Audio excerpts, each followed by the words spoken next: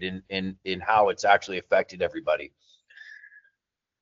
With that being said, I'm going to make it super short about us because this isn't about us. This is about you. Our expertise, we're a licensed general contractor. We specialize, we carry Class B general, which means we can build a skyscraper. We are IICRC certified in smoke and fire restoration, which means that we specialize in this sort of cleanup, in fire and structure and demolition, and securing the property site with fences and board up, and the demolition and debris removal and the cleaning and then the reconstruction. Why listen to us? Why listen to Service First? Well, specifically, and I know there's some people that are not involved in HOAs, but there's a lot of people on here that are HOAs. We've served over 500 homeowner associations in Southern California. We have HOAs that we're helping with right now that literally 60-70% of the homes have been burnt down in those communities. We're actually the #1 restoration vendor servicing the HOA industry, and we are 100% committed to educating and providing guidance and ultimately seeking 5-star service and customer satisfaction. And that could just be verified online. We love our reputation, and we take it very seriously. So feel free to check us out, and we would welcome that. Now, we're going to kick into, that was enough on us. Again, you guys are going through things, and people are going through things that this isn't a presentation about Service First. The objective of this presentation is to get you as much information as possible, hopefully get you pointing in the right direction.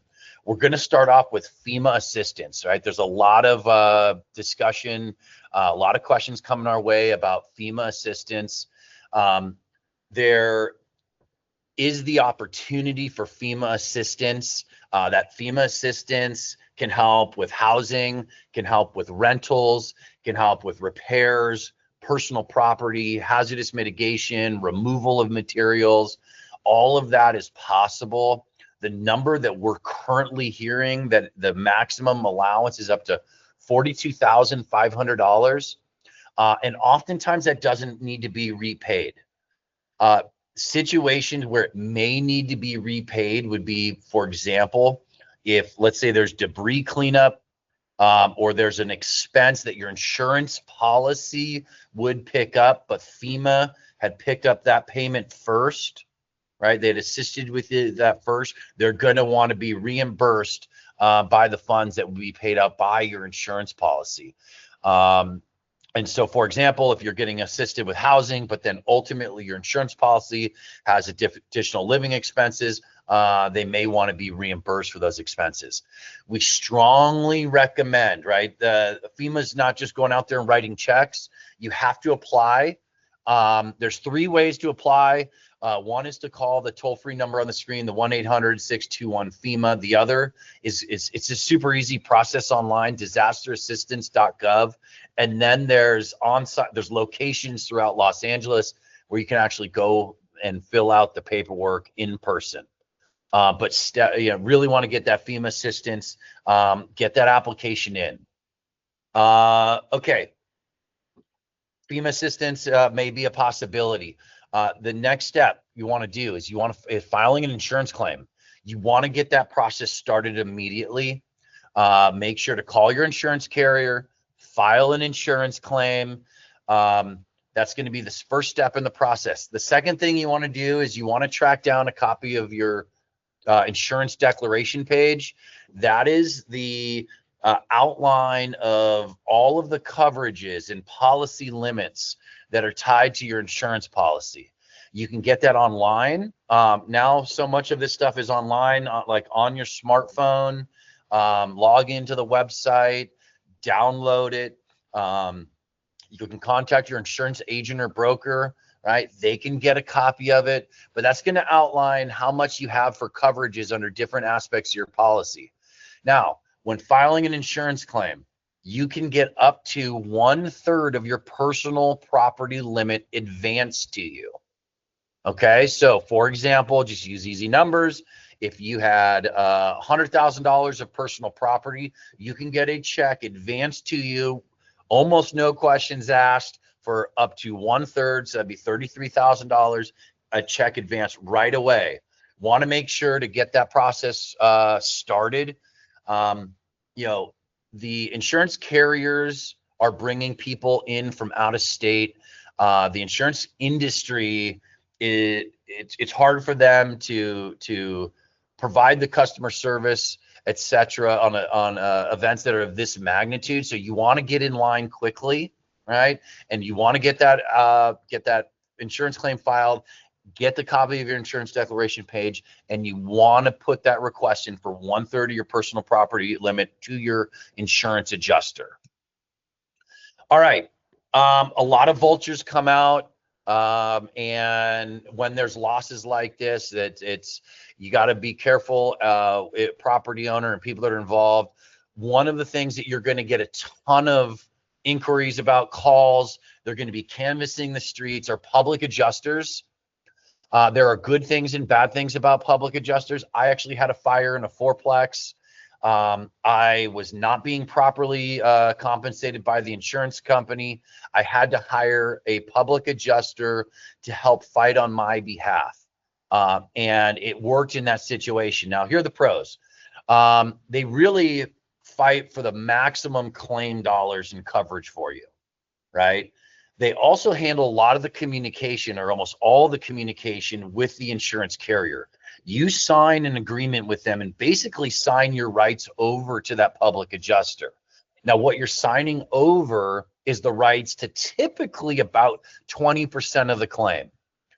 So if you have a $1 million claim, they are going to take about 20% on average. So $200,000 is going to go to that public adjuster. They may push you out of the process, right, and really take control. That could be a good thing, but it could also be a bad thing. And now the other negative thing is they can't actually take legal action. So if they can't get you what you're deserved, you still may end up having to hire an attorney, after all, that would actually take legal action. Just to give you a personal story on how it worked for me. And I had a fourplex burn down. I think they wanted to compensate me like $200,000-$300,000. This was 20 years ago. $200,000-$300,000. It wasn't enough money to put the units back together and rebuild. And so what happened was I didn't actually bring in a public adjuster until I felt that I wasn't being properly compensated. What that allowed me to do was to take that initial commitment from the carrier. That was all mine. They ended up getting me $150,000 more. They only took 20% of the 150. And so it's super important. Public adjusters have a time and place that they can serve their purpose. And there's good ones and bad ones, just like in any industry, any business. And so you want to align yourself with the right ones, but it's also about the timing. I personally do not think it makes sense to go sign with a public adjuster until you start gathering information. An example would be we have a client that has a total loss. The total loss, the carrier's maxing out the policy. They are just going to write a check for the full amount of the policy. If that client was to have signed with a public adjuster, the public adjuster is taking their 20% off the top. So there's a time and a place. I personally, we don't think, if we put ourselves in your shoes, it makes sense to initially sign. What they'll do is they'll tell you, you need to sign with us. You're going to be taken advantage of, and you're going to be screwed over. The reality is that isn't always the case. And so there's a time and place. Hold off on hiring a public adjuster. Get some information. Do your due diligence. And our team is happy to help educate you further on this topic. Okay. It is super critical that record keeping is super critical. One of those things is your photos. Okay. You want to document everything. When you're given access back to the property, you want to take your smartphone and you want to snap photos of everything that you see. You want to have photos after you gain access. And another thing that you're going to want to do is you're going to want to search for photos right? In our smartphone now, you have photos from taking, family photos, etc., around the house. Go track down those pre-fire photos. There's going to be a ton of information in those photos that's going to help you document and recall what was inside the property. Right? Some people have been affected where the whole house is gone. And when you go and you find those pre-fire photos, you're going to see all the personal property, and it's going to be thousands and thousands of dollars of personal property that you're going to be like, oh my gosh, I totally forgot I had that sitting on the dresser or whatnot. So find those pre-photos. Now, the personal property photos are super important for you maximizing your claims dollars when it comes to personal property. When it comes to photos, what we strongly recommend, if you have an iPhone or any smartphone, or you have Google Photos, create a folder and save this stuff to a folder, right? Save all of this stuff to a folder. We'll talk about why here in a minute, okay? The next thing is record keeping. So many of you had to vacate your home, vacate your business, and in your policy, most policies have something that's called additional living expenses. So basically, you want to save every single receipt for anything that you buy. We strongly recommend storing those receipts digitally. You can take photos of them if you have an iPhone. You can actually go to the, you can Google this, but in the Apple Notes section, it has a scanner of documents. You can scan every single one of your receipts and you can save them. There's other apps like TurboScan, which is the one that I use. And basically why that's important is because you need to document everything that you're spending money on. And just to give you a simple analogy, if it cost $5,000 to live in your home and you've had to move out and you've had to buy a pad of paper, paper clips, notepads, pens, because you're writing things down, those are all additional living expenses. The insurance company is only going to compensate you for above what your normal expenses are. So if you do not track your receipts, and it does, even though you're spending a ton of money while you're out of your home, if you do not document with the receipts, then you will not be compensated as much as you can for those additional living expenses. The reason why we feel digital storage is super important is you're going to be dealing with representatives from, whether it's your insurance carriers, could be FEMA, and they are going to be overwhelmed, right? They are going to have stacks of files that they're trying to work through. If we put yourself in your shoes, what you want to do is you want to try to make their job as easy as possible, right? So you have one property owner that has a bunch of paper and receipts, and they take a photo and they send one email at a time of photos, or you have another customer that has all of their receipts in one PDF for all their additional living expenses, right? They have their photos for personal property. They then share this information digitally. And now, if you're an adjuster and you're looking at these files and you go, okay, hold on, I can work with file A, which is messy, or I can work with file B, which is clean and I can process quickly. Which one are they going to work on? And so you want to present your information in a format that makes it easier for the adjuster and anybody that's working on your file to process that information. Okay, very quickly, right? You go through the additional living expenses. Maybe you have an Excel spreadsheet. You got the receipts. Boom. I see what it is. They provided the justification. This person's easy to deal with. Whereas the other person that doesn't have good record keeping, maybe they're emailing them 25, 30, 40, 50 times a day, right? Who are they going to choose? What file are they going to work on? They're going to choose the path of least resistance, and they're going to work on the file that the homeowner, the property owner, business owner makes it easier for them to work on. So super important, record keeping, go digital, keep it organized, provide it in one shot. Use something like Dropbox or some virtual cloud storage. Provide it all, make it easy. That will make your life easier. You will get better service. All right, we are getting a ton of questions about mortgage payments. Okay, you have to keep paying your mortgage. That is a requirement. But what you should do, and we strongly recommend doing this right away, is request forbearance. Forbearance is temporary relief for your mortgage payments. Typically, it's around 90 days, and it should have zero impact on your credit. If they were to give you forbearance temporary relief for 90 days, they typically add that on the back side of the mortgage. You still have to pay it. You just don't have to pay it right now.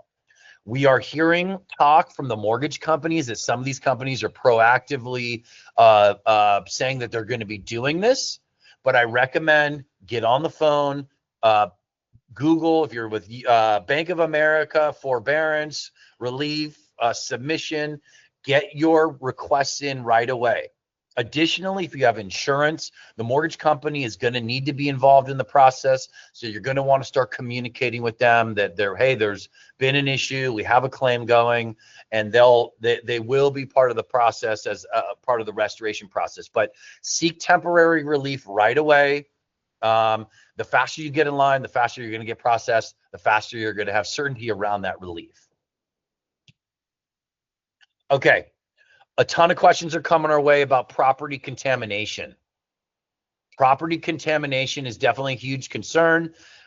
You've got tons of properties, tons of building materials that have burnt down.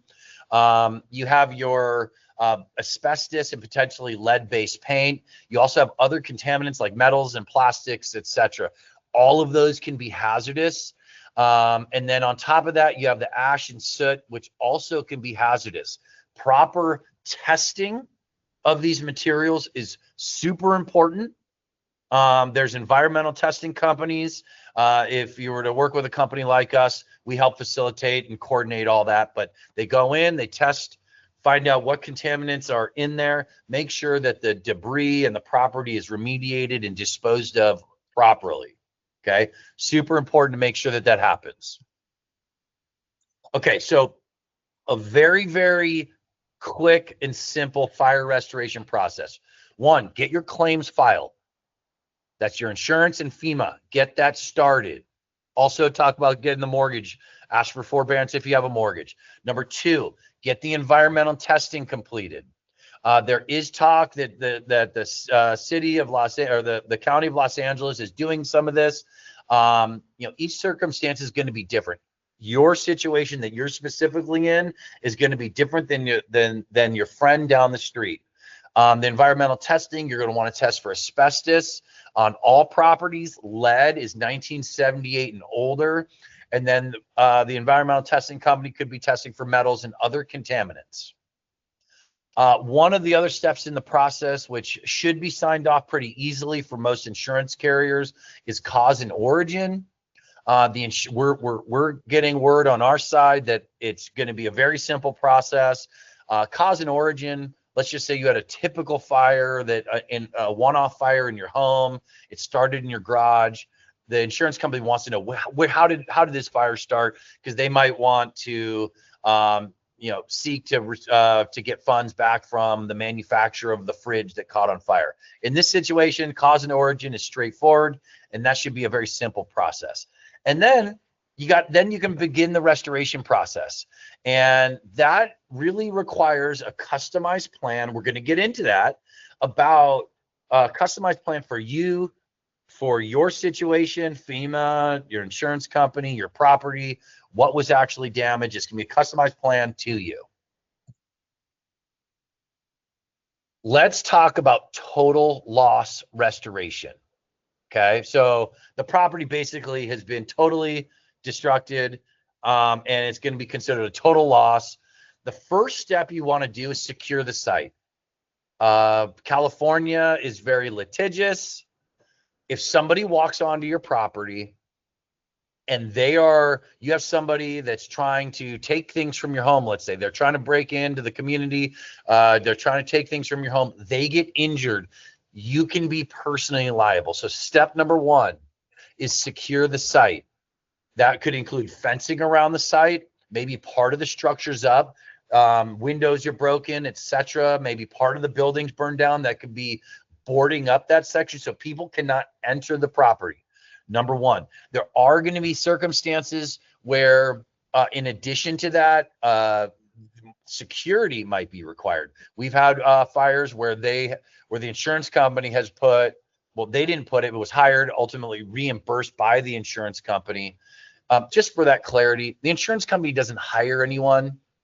You as the property owner, as the business owner, as the homeowner association, apartment, you guys hire the vendors. The insurance company's there just to reimburse you for what's justified and right under that policy. After you secure the site, number two, you want to demolish and clear up the site. You want to remove all the debris.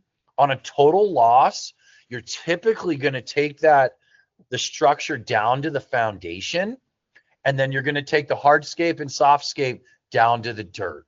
You're literally going to get it down to a dirt lot. After the demolition and the debris is removed on a total loss, and you're going to start the rebuild, the design process, you're going to need to hire an architect. You're going to have to get plans approved, and then you're going to have to hire a home builder, a general contractor to rebuild the property. Not all the properties that have been affected are total loss, right? Some are, you have total loss, and then on the other side of the spectrum, you have people that were fortunate enough to skip the fire completely as far as fire damage, but might have smoke damage. In the middle, you have people that there was some partial smoke and fire damage, right? And so we're going to talk about that right now. Number one, always secure the site. Got to make sure that people aren't getting injured trying to break into the property, steal things, etc. So secure the site. Number two, because the property is not a full total loss, you're going to want to make sure any emergency repairs are completed. That's going to ensure safety at the property. For example, maybe you have part of the house was caught on fire. Maybe it was maybe it was just a portion of the house, and the upstairs structure is starting to fall. Okay, emergency repairs, going to shore it up, going to protect it, going to make sure that that structure is not going to fall, make sure people aren't getting injured. So emergency repairs is step two. Step three is going to be to pack out any of the contents that are in the property. For most of these properties that have been affected, even with just smoke damage only, all of the contents are going to come out of the property. There are companies that specialize in pack out and restoration of smoke and fire damaged properties. All that personal property is going to be inventoried.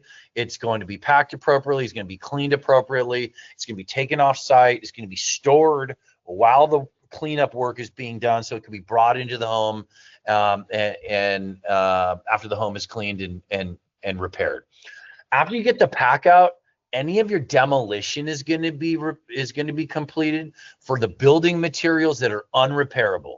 So example of building materials that are unrepairable, obviously you have structure that's burnt, right? You're going to take that down to the studs, but you may be removing materials like carpet, right? Carpet will be removed. There are going to be circumstances where wood floors, even though they're not damaged, the smoke and the soot has gotten into the wood floors. It's porous. It has cracks. Anything porous is going to be removed from the property. You also have circumstances where the pressure and the heat was so hot, there was so much pressure inside that property that smoke and soot was actually pushed into areas of the home. So for example, if I have a box here and I light a fire in this box, the temperature rises inside this box. What happens when the temperature rises? It wants to expand. Well, in your home, in your building, you have drywall, you have insulation, you have cabinets. And so what happens is with that expansion, that smoke and soot, the pressure is trying to equalize. It's going to go anywhere it can. So you actually have air being pressurized into cavities. So you could be at your property, you could look and go, wow, okay, kitchen looks good. You can actually have soot and smoke pushed inside behind backsplashes into the cabinets. You open up the light sockets, you'll have soot pressurized and pushed into those. So it's super important when you're doing the demolition. What we strongly recommend, there's going to be parts of the property where we're going to do inspection cuts, and we're going to verify that inside the walls or behind the cabinets or whatnot, it has not been pressurized and smoke and soot has not been pushed into those areas. There's nothing worse when somebody moves back into their property and they didn't get all the smoke and soot out. So you want to make sure that you do your due diligence during that demolition process and make sure that you do those inspection thoroughly enough so there's nothing being left behind. Also in that demolition, if you'll have attics, like all the insulation is going to be removed from those attics more than likely, because that's a place where you have vents and all that pressure and all that smoke and soot's getting in there. After the demolition's done, that's when you're going to start the cleaning. It's going to be a cleaning from top to bottom, room to room. You're actually going to be partitioning off and containing different parts of the property so you can clean different sections. It's not a cleaning of the entire property at once. You're going to be cordoning off certain areas, and that's going to be based on the layout and the design of the property, but it's going to be a deep, deep clean of the entire property. Now, even though you clean the walls, there's going to be restoration, okay? So a lot of properties, first off, if you had something that's fire damage, you're going to be rebuilding that, right? But if you removed some drywall because you found some soot, you're obviously going to be replacing that. You're going to be replacing and restoring the carpet, the flooring.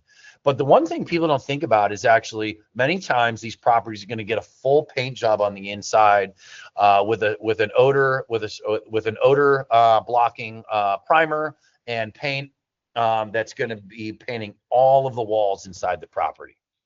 That's kind of the overview of partial damage restoration. Again, every situation is unique to you. In your situation, it's really a customized plan to what you have going on. Personal property, right? Everybody's like, okay, what about my personal property? First off, we have tons of calls coming in. We had one call come in yesterday where somebody said, hey, somebody's telling me how to throw out all my stuff. Well, first off, it's your right to do. It's your personal property. It's your right to do with it what you please, right? Now, hard surfaces are typically cleaned. Porous surfaces are typically not cleaned and replaced. Not that you can't clean porous surfaces, but if you were to differentiate, draw a line, black and white, which nothing in this process is going to be black and white, but hard surfaces clean, porous surfaces typically replaced. That documentation of your personal property, those photos of the way it is when you get in and inspect, but also track down those photos of what it looked like before. Okay, record keeping is super important.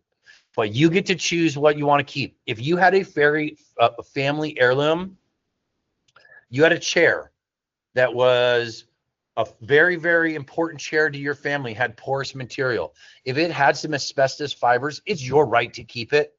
Nobody can tell you you have to throw it away. Should you dispose of it? Yes, you should. But it's your right it's your property. Some people get righteous and will tell you what you have to do. We think that people should let you choose. It's your property, it's your life, it's your decision. Next steps. Okay, so I think the hardest thing, and there's so many people affected, but there's people that are going to respond to these situations completely differently, right? And how do they mentally handle what they're going through? So our recommendation from a mental standpoint is acknowledge the process. This is going to be a long journey. It's going to be a painful journey. It's going to be a journey full of uncertainty. Certainty is one of our human needs, right? We have to have certainty. Life without certainty is very hard. There is going to be a lot of unknowns. It's not black and white. You might have to do steps 1, 2, and 3 before you can determine what to do about potentially 4 or 5. And so accepting and acknowledging that it's going to be long, it's going to be hard, it's going to be terrible, it's going to be emotionally draining, and that there's going to be uncertainty. The people that acknowledge that and kind of can compartmentalize that versus the people that go off the deep end and can't control the emotions around it. The people that acknowledge it and understand it are going to get through this process better. The outcome will be faster and easier, even if it's the same amount of time and the same process. So step number 1 is acknowledge the process. Try to get into the right mental state. Number 2, you've got to start interviewing vendors. Okay. You can go to vendors that are going to help you from start to finish. One-stop shop, even though there's different steps in the process, right? There's securing the site. You could hire somebody to do that. There's the demolition. You could hire somebody to do that, right? There's the architect and the plans. You could hire somebody to do that. You could hire somebody to do the contents cleaning. You start interviewing your vendors. Find a trusted professional or professionals, right? Our job, if somebody wants to hire us, we help them. We play well in the sandbox. We help them through the entire process if they want, or we just take a portion of it, whatever works for them. After you find your vendors, develop a plan. Understand that that plan is unique to you, and oftentimes it's broken up into chunks, right? Secure the site, demolition, cleaning, structural repairs, maybe the builder and architect could definitely be in this process. Develop your plan. And then number 4, begin the restoration process. Those are the steps that need to take place. The number 1 thing I just can't stress enough is trying to get into the right mental state. We are here for you. We are offering free evaluations. We're offering some on-site command centers. We're offering pre-scheduling. And now we're going to open it up to Q&A and address questions that people may have. We have one question from Janice. They asked, will the restoration company take inventory of personal property for insurance purposes? Janice, yes, great question. So if I put myself in your shoes, I want to hire somebody that's going to help me with my content, pack out my contents, that does the inventory, that can help with the process of total loss valuation, right? So there are companies that specialize in fire restoration, specifically the property, packouts, storage, cleaning, etc. I'd recommend finding somebody. We can make some recommendations. We help facilitate all of this, but yes, they will do all of that for you. It's a tough process. It's not an easy process. There's a lot to it.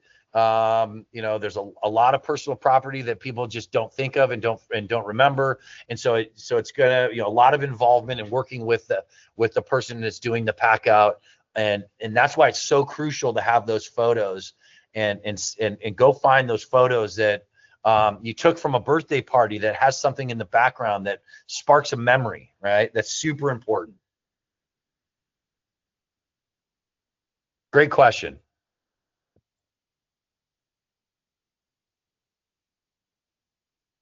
We've got the chat function, and we are happy to answer more questions.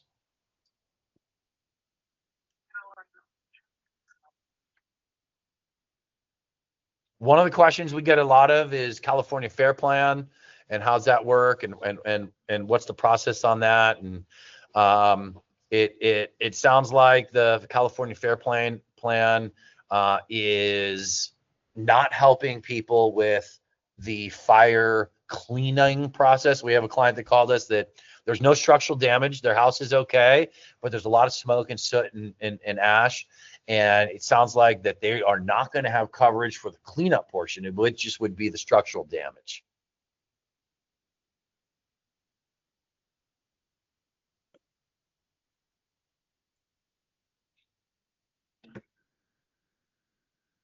Do we have any other questions? And on the screen here, we've got, additional resources, and I can put this into the chat. But you got the QR code. You can call us. You can email us. Every situation is unique. Every situation is personal to what you have going on. And feel free to reach out to us on those, if you have additional questions, or put your information in the chat, and we're happy to contact you directly. And we actually have a couple more questions coming in the chat. So we have, can you tell me how you work with the mortgage company? Yeah. This is from Janice again. Yeah, Janice. So, great question. Basically, the mortgage company, they lent you money for this asset, right? Like, we'll use, the house was worth $1 million, right? And they lent you 800,000 for the million. Well, now the house may not be worth $1 million, so they have a vested interest to make sure that they protect their financial interest. And so where they will get involved is in the reconstruction process. The insurance company will end up sending the checks to the mortgage company. The mortgage company will then write the checks to the vendors, and it will be based on completion. And so many times a situation like this, they'll advance for cleanup and advance for things like that. But when you get to the construction, they'll actually have an inspector come out. If the contractor says it's 50% done, you call for an inspection. The mortgage company sends out their inspector. The inspector walks through. They verify that it's 50% done, and then they release the funds equal to 50%. That's their involvement in the process. They just want to make sure they protect their financial interest. And so the funds oftentimes will go to the mortgage company. The department that handles this is called the loss, LOSS, draft, DRAFT, loss draft department. So if I had Bank of America, I would Google Bank of America loss draft department, and it would give me all the contact information for the loss draft department. I would reach out to them and contact them and get that process started.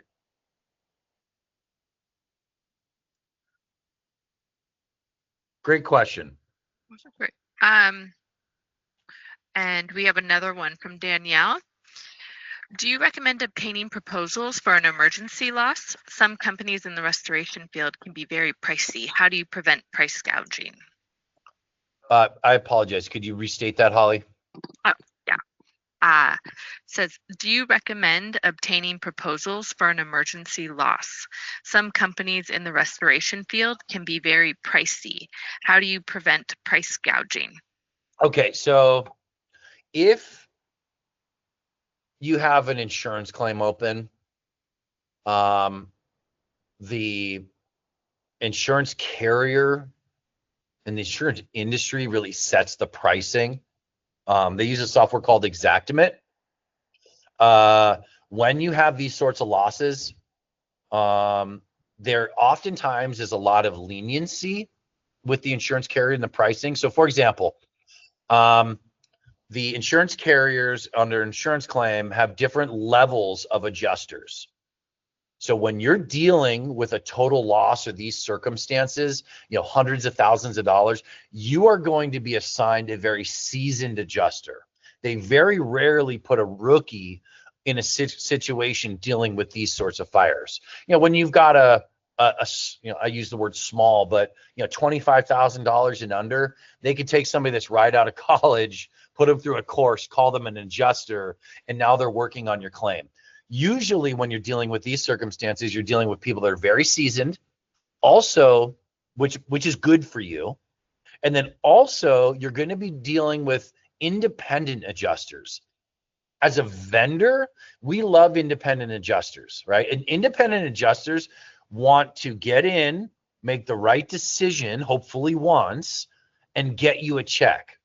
They typically are paid a flat fee, right? They're not paid per hour. So an independent adjuster that flies in from Alabama, they get a fee to process this claim. They actually, when working with them, the owners have experienced this, the vendors, they're usually very easy to work with, right? Because the more time they spend on the claim, the less money they make per hour. And so usually in these situations, you're dealing with professionals that want to make you whole and want to make it right. Now, your question about price gouging. There is just a sheer number and volume of losses here that it's going to be years of work, right? There's going to be projects that are going on for years.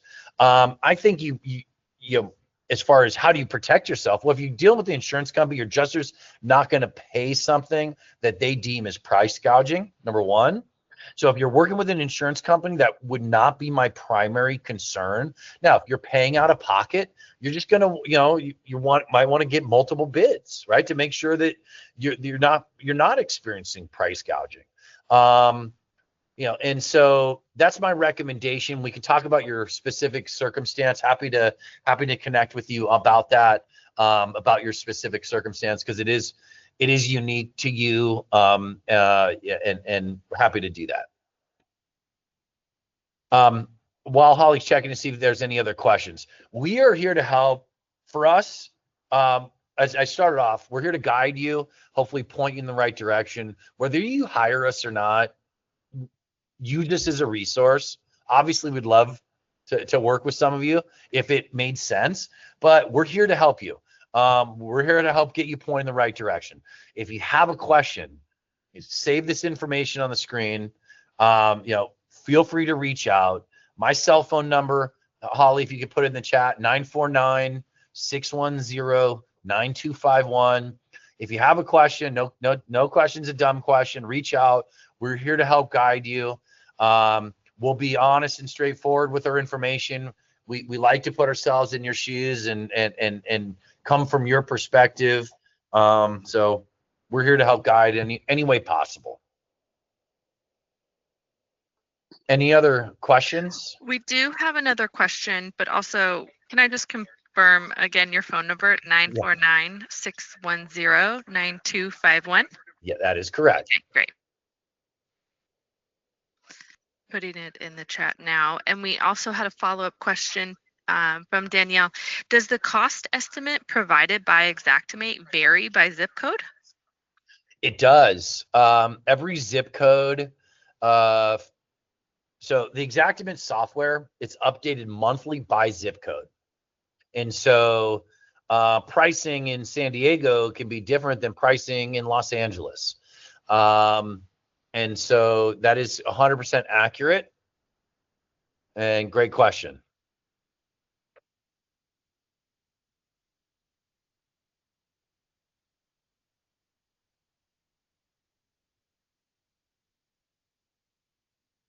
Any other questions for anybody?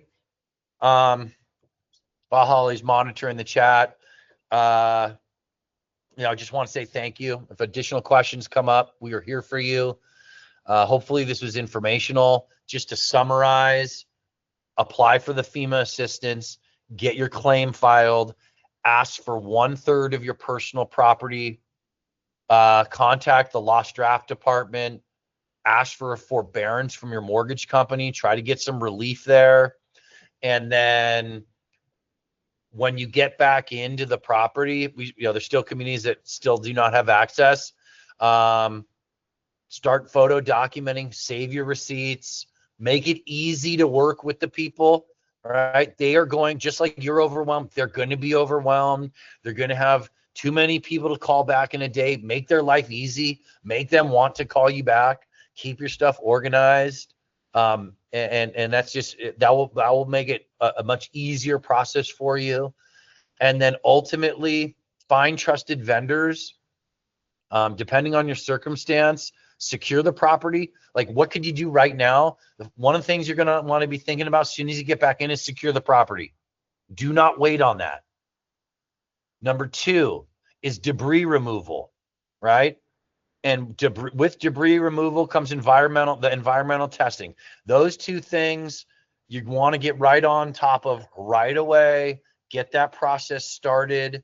And then you've got any emergency repairs to make sure that structurally the property's sound, the cleanup portion and all that. That can start in a couple weeks. Get that first phase done.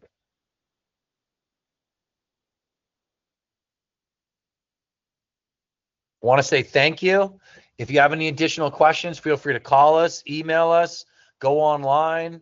You have my cell phone number in the chat. It's 949-610-9251. We're here to be a resource. If we can help you, get you point in the right direction, we'd love to do that.